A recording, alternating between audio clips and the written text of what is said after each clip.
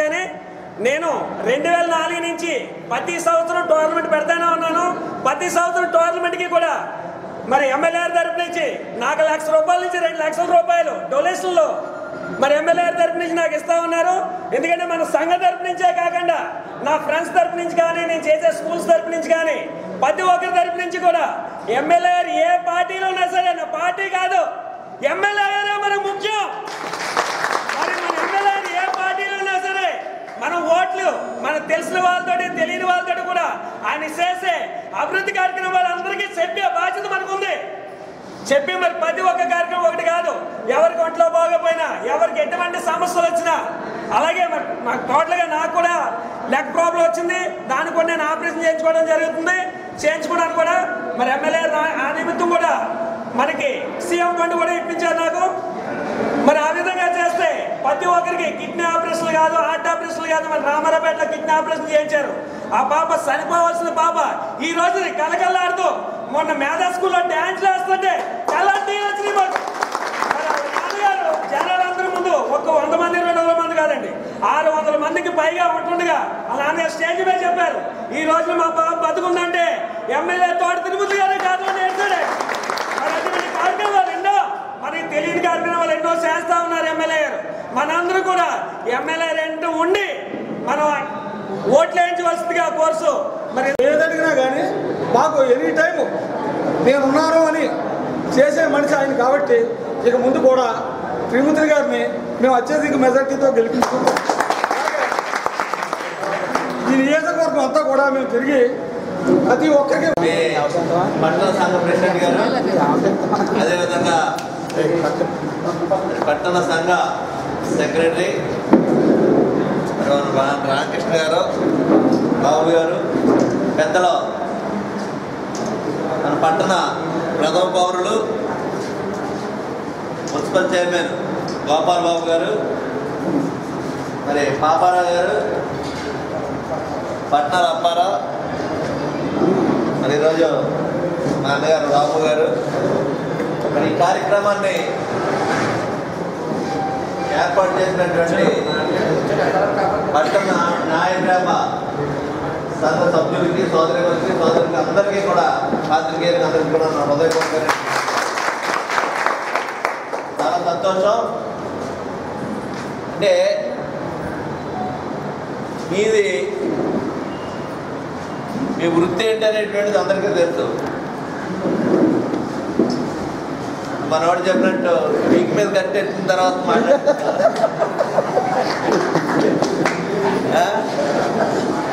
ఒకటి మాత్రం, రెండోది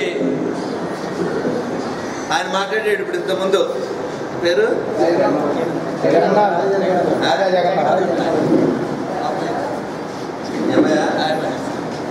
మరి అతను మాట్లాడినప్పుడు ఒక మనిషి చెప్పాడు, 94 ముందు నాయ బ్రాహ్మణులు అనేటువంటి వాళ్ళు ఎవరంతా వాళ్ళకి ఊకిట్టి అలాగే అండి అని చెప్పే పరిస్థితి తప్పితే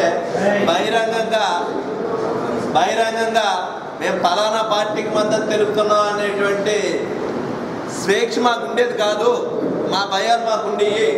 మాకు సరైనటువంటి ఒక నాయకుడు, సమర్థవంతమైన నాయకుడు, మాకు కష్టం వస్తే నిలబడేటువంటి నాయకుడు అనేటువంటిది మేము నమ్మిన తర్వాత బహిరంగంగా 94 నుంచి ఇప్పటి వరకు 25 సంవత్సరాలుగా పబ్లిక్గా మేము తోట త్రిమూర్తి గారు మనసులో తోట త్రిమూర్తి గారు చేస్తామని చెప్పేటువంటి దానికి మీరు ముందుకు వచ్చారంటే నిజంగా నాకు చాలా సంతోషంగా ఉంది. తప్పనిసరిగా మీ నమ్మకాన్ని 100% నిలబెట్టుకుంటాను. జీవితాంతం కూడా రాజకీయాలతో సంబంధం లేకుండా నాయ బ్రాహ్మణులు అనేటువంటి వాళ్ళకి మాకు ఒక నాయకుడు ఉన్నాడో, మాకు కష్టం వచ్చినా సుఖం వచ్చినా మాకు తోట త్రిమూర్తి గారు ఉన్నారనేటువంటి నమ్మకం మీకు ఏదైతుందో ఆ నమ్మకాన్ని నిలబెట్టుకునేలా పనిచేస్తాననేటువంటి సభాముఖంగా మీ అందరికీ తెలియపరుస్తున్నాను. ప్రభుత్వం నుంచి వచ్చేటువంటి పథకాలు, ప్రభుత్వం నుంచి వచ్చేటువంటి సహకారాలే కాకుండా వ్యక్తిగతంగా మీకు ఏ సమస్యలు ఉన్నా నేను చేయగలిగినటువంటి దాంట్లో ఎప్పుడు మీకున్నటువంటి నమ్మకాన్ని నిలబెట్టుకునే విధంగా పనిచేస్తాం అనేటువంటిది మీకు అందరికీ మనం చేస్తూ, మరి ఇక్కడ కొన్ని విషయాలు మీరు గుర్తు చేసుకోవాలి. 94వ సంవత్సరంలో నేను ఇండిపెండెంట్గా ఎమ్మెల్యేగా పోటీ చేశాను. ఆ రోజు పెద్దల గోపాల్ బాబు గారు కానీ కొంతమంది పెద్దలు కానీ వీళ్ళందరి యొక్క సహకారంతో ఆ రోజు ఉండేటువంటి రెండు రాజకీయ పార్టీలు కాదని, కాంగ్రెస్ తెలుగుదేశం కాదని ఇండిపెండెంట్గా నాకు మద్దతు ఇచ్చి నన్ను శాసనసభ్యుడిగా గెలిపించారు. ఆ రోజు నుంచి ఈ రోజు వరకు కూడా పరిపాలనా విధానం నేను ఏ పార్టీలో ఉన్నా ఎలా ఉన్నా పేదవాడి పట్ల ఏ విధంగా స్పందించున్నానో, ఎవరికన్నా అన్యాయం జరిగిందంటే ఏ విధంగా స్పందిస్తున్నాను అనేటువంటిది మీ అందరికీ తెలుసు. నేను చెప్పాలి అది మీ మాటల్లోనే చెప్పారు. మీకు అనేక సార్లు కష్టాలు వచ్చినప్పుడు ఏ విధంగా నేను నిలబడ్డాను అనేటువంటిది మీరందరూ కూడా చెప్పడం జరిగింది. అయితే కులాలు అనేటువంటి ఇవి రాజకీయాల్లో బురద జల్లేటువంటి మనుషులే తప్పితే నేను ఒక కులానికి ప్రాధాన్యత ఇచ్చానా లేకపోతే నా మనుషులకు ప్రాధాన్యత ఇచ్చానా అనేటువంటిది మీకు బాగా తెలుసు అందరికీ. తర్వాత మీరు ఓటు వేసారు లేదు అనేటువంటి దాన్ని నేను ఎప్పుడూ పరిగణలో తీసుకోను.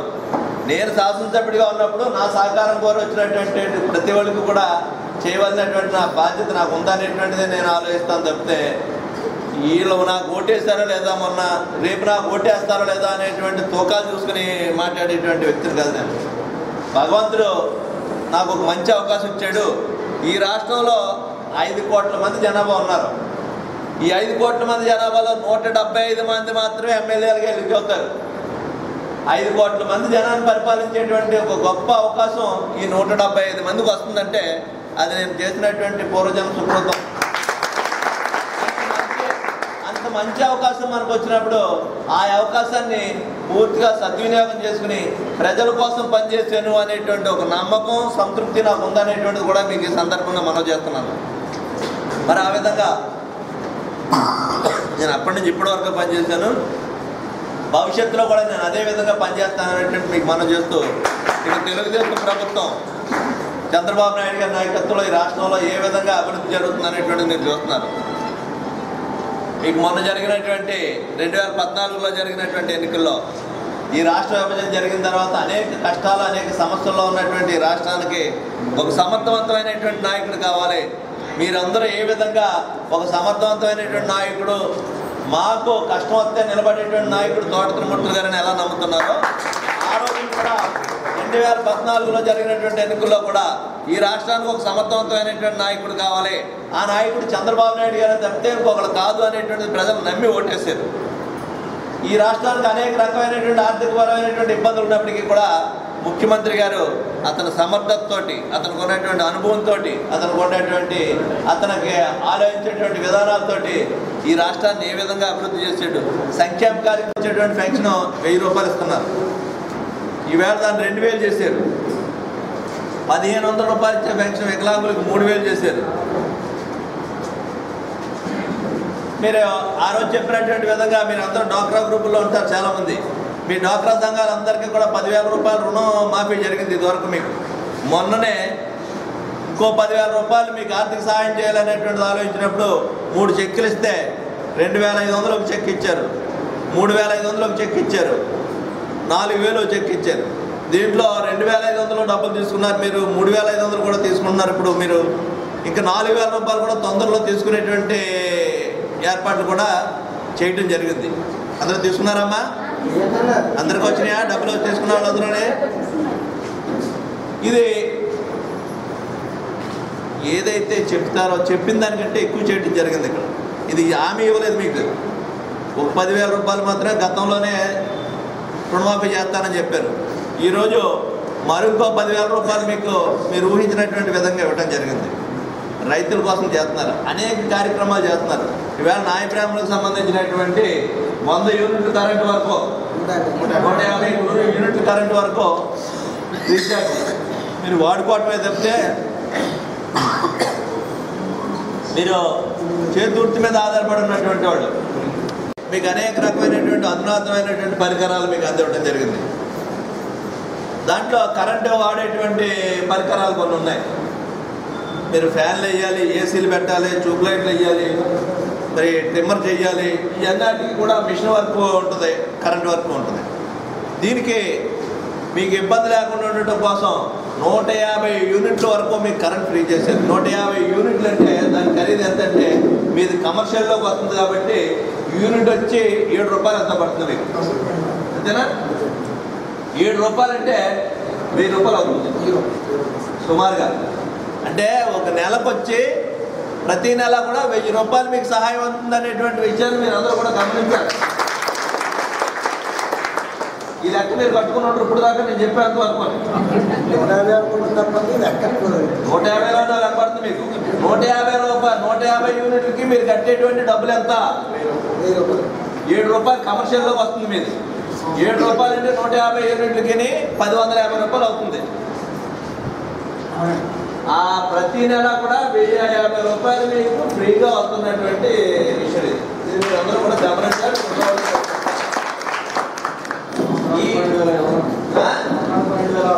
అంతే కదా మరి. ఈ విధంగా ప్రభుత్వం మీకోసం పెన్షన్ ఇస్తున్నారు, వికలాంగులు పెన్షన్ ఇస్తున్నారు. మీకు ప్రత్యేకించి ఒక కార్పొరేషన్ రోడ్డు ఏర్పాటు చేశారు. మీకు ఎవరికైనా ఆర్థిక సహాయం కావాలంటే ఆ కార్పొరేషన్ నుంచి ఆర్థికంగా సహాయం పొందొచ్చు మీరు. ఇలా ఒకటి కాదు రెండు కాదు అనేక కార్యక్రమాలు. ఇవన్నీ కాకుండా మీకు మీరు ఏదైతే ఇల్లు లేనటువంటి వాళ్ళు ఎవరైతే ఉన్నారో, నేను 94 నుంచి ఇప్పుడు వరకు ఉన్నప్పటికీ కూడా మీకు సరైనటువంటి ఇళ్ల స్థలాలు కావాలని చాలా సందర్భాలుగా మీరు అడిగితే నాకు చాలా బాధ ఉండేది. అన్నీ చేయగలుగుతున్నాం, ఈ పట్టణంలో పేదవాళ్ళు చాలామంది ఉన్నారు, ఇళ్ళు ఇవ్వలేకపోతున్నాం అనేటువంటి బాధ ఉండేది నాకు.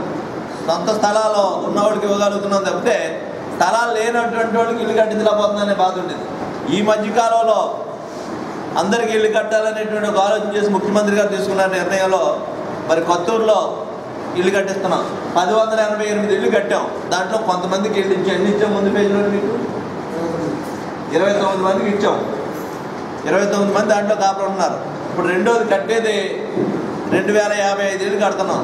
దాంట్లో కూడా కొంతమంది ఉన్నారు. ఎంతమంది ఉన్నారు?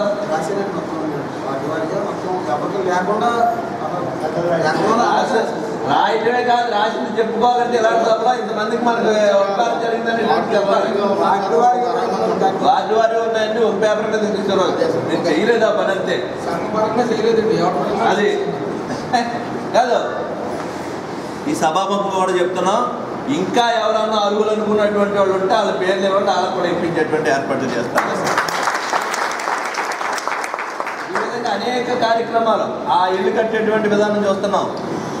అది ఎక్కడో మరి గేటెడ్ కమ్యూనిటీ లాగా పెద్ద పెద్ద పట్టణాల్లో ఉండేటువంటి కాంప్లెక్స్ లాగా కట్టారు. అక్కడ కరెంట్ కానీ, మీకు వాటర్ కానీ, విశాలమైనటువంటి రోడ్లు కానీ, అక్కడ పార్కింగ్ ప్లేస్ కానీ, భవిష్యత్తులో అయితే అక్కడ ఒక మాల్ ఏర్పాటు చేస్తారు. మీరు టౌన్లోకి రాకలేకుండా అన్నీ అక్కడ కొనుక్కోవచ్చు.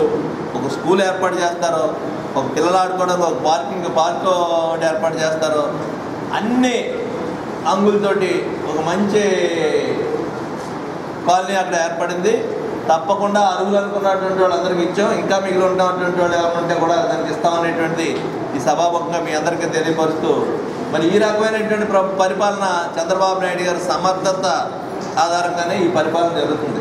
మీరు ఎంత సమర్థులు తోట త్రిమూర్తి గారని మీరు నమ్ముతున్నారో, ఈ రాష్ట్ర ప్రజలందరూ కూడా చంద్రబాబు నాయుడు గారిని కూడా అంతే సమర్థులైనటువంటి ఉద్దేశంతో ప్రజలు నమ్ముతున్నారో, ఈ నమ్మకాన్ని నిలబెట్టుకునేటువంటి విధంగానే ఇక్కడ నేను పనిచేసిన, అక్కడ ఆయన పనిచేసిన చేయడం అనేటువంటిది జరుగుతుంది. ఇవన్నీ దృష్టిలో పెట్టుకుంటే మన టౌన్ వరకు చూసుకుంటే, మీరు ఎప్పుడన్నా టౌన్లో ఇటువంటి రోడ్లు చూసారా? మన రామచంద్రపురం మెయిన్ రోడ్డు మీదకి వెళ్తే మనం హైదరాబాద్లో నగరంలో ఉన్నాం అనుకున్నాం తప్పితే మన రామచంద్రపురం ఊరు అనేటువంటిది తెలిసే పరిస్థితి లేదు. అంతంత విశాలమైనటువంటి రోడ్లు. పార్కులు అభివృద్ధి చేసాం, డ్రైనేజీ అభివృద్ధి చేసాం, పట్టణంలో ఉన్నటువంటి అన్ని రోడ్లు వేసాం. ప్రజలకు ఏదైతే అవసరాలు ఉన్నాయో అవన్నీ కూడా పూర్తి చేయడం జరిగింది. భవిష్యత్తులో మరింత మెరుగైనటువంటి సేవలు మీకు అందివ్వడానికి తప్పనిసరిగా ఇంకా ప్రయత్నం చేస్తాం మీరు ఇచ్చినటువంటి సహకారంతో అనేటువంటిది ఈ సభాముఖంగా మీరు ఏదైతే 94 నుంచి నా మనసులుగా ఉన్నారనేటువంటి అభిప్రాయంతో మరి 2012 ఒక విషయాన్ని మాత్రం మీరు ఏ విధంగా తోట త్రిమూర్తి గారు మాకు సహాయం చేశారని మీరు గుర్తుపెట్టుకుంటారో, మీరు నాకు అవసరమైనప్పుడు మీరు నాకు ఉపయోగపడ్డారనేటువంటి గుర్తింపు నా గుండెల్లో కూడా అదే విధంగా ఉంటుంది. 2012లో నేను బై ఎలక్షన్లో కాంగ్రెస్ పార్టీ నుంచి పోటీ చేస్తుంటే ఇదే బిల్డింగ్లో మీరు అందరూ మీటింగ్ పెట్టుకుని ఇలాగ నన్ను కేకేసి మద్దతు తెలిపి మెయిన్ రోడ్డు మీద నుంచి మా ఆఫీస్ తరఫు వచ్చి ఆఫీస్ ఓపెనింగ్ ఆ రోజుని అదేరా ఆఫీస్ ఓపెనింగ్ మీరందరూ కలిసి ఆ ఆఫీస్ ఓపెనింగ్ మెయిన్ రోడ్డు మీద నుంచి మీరందరూ వచ్చి మా మద్దతు తోట త్రిమూర్తి గారు చెప్తున్నాం అనేటువంటిది ఇక్కడ రూమ్లో చెప్పడమే కాకుండా బహిరంగ మెయిన్ రోడ్డు మీద నుంచి వచ్చి చెప్పేది నాకు అదంతా కూడా గుర్తుంది. అందుకనే నేను ఎప్పటి నుంచో మీరు అడుగుతున్నటువంటిది ఏదైతే కళ్యాణ మండపం అన్నారో ఈ టౌన్లో ఎవరికే లేనటువంటి ఏ కులానికే లేనటువంటి ఒక మంచి కళ్యాణ మండపాన్ని మీకు ఇందాక నందా చెప్పాడు సుమారు ₹1 కోటి విలువ చేసేటువంటి స్థలం అది. ఒకటే కదా ఇంకా ఎక్కువ మరి చైర్మన్ గారు నేను ఆలోచించి ఈ స్థలాన్ని వీళ్ళకి ఇద్దాం వీళ్ళందరూ మన మనుషులు అనేటువంటి ఉద్దేశంతో చైర్మన్ గారితో చెప్తే మున్సిపాలిటీలో ఒక తీర్మానం చేసి దాన్ని కళ్యాణ మండపం కింద కావాలన్నటువంటి డబ్బులన్నీ కూడా శాంక్షన్ చేసి ఒకసారి 10 లక్షలు శాంక్షన్ చేసాం, మళ్ళా కావాలంటే మళ్ళీ శాంక్షన్ చేసాం, దానికి కాంపౌండ్ కావాలంటే ఇచ్చాం, దానికి టైల్స్ కావాలంటే ఇచ్చాం, బాత్రూములు కావాలంటే కట్టించాం. మీరు ఏది అడిగితే మీరు సంఘపరంగా వచ్చి మీరు అడిగినటువంటి అన్ని అంగులతోటి ఒక మంచి కళ్యాణ మండపాన్ని ఏర్పాటు చేసాం. అయితే దీంట్లో మీకు తెలియనటువంటి విషయం ఒక చిన్న విషయం ఉంది. దాన్ని ఏ విధంగా చేసి పూర్తిగా మీ సొంతం అవ్వాలనేటువంటిది చైర్మన్ గారు నేను ఆలోచించి దాన్ని కూడా పూర్తి చేస్తామని సభాముఖంగా మీ అందరికీ తెలియపరుస్తూ మీరు ఏదైతే రేపు 18వ తారీఖు నుంచి ఈ నెల 25 వరకు నామినేషన్లు ఉంటాయి. మరి మీరు అందరూ ఇప్పుడు చెప్పినటువంటి విధంగా మహిళలందరూ కూడా మీకున్న స్నేహితులందరితో కూడా మనం తెలుగుదేశానికి ఓటేయాలి, సైకిల్ గుర్తు ఓటేయాలని చెప్పేసి మీరు అందరూ కూడా ప్రచారం చేయాలమ్మా. ఒక మంచి ప్రభుత్వం మంచి పరిపాలన జరుగుతున్నటువంటి పరిస్థితి. దీనికి ఈరోజు వచ్చేటువంటి కొంతమంది నాయకులు వస్తున్నారు. మరి వైసీపీ పార్టీ అనేటువంటిది ఈ పక్కనే అభివృద్ధి తీసుకుని ఉన్నట్టున్నాడు ఆయన. పక్కనేనమ్మా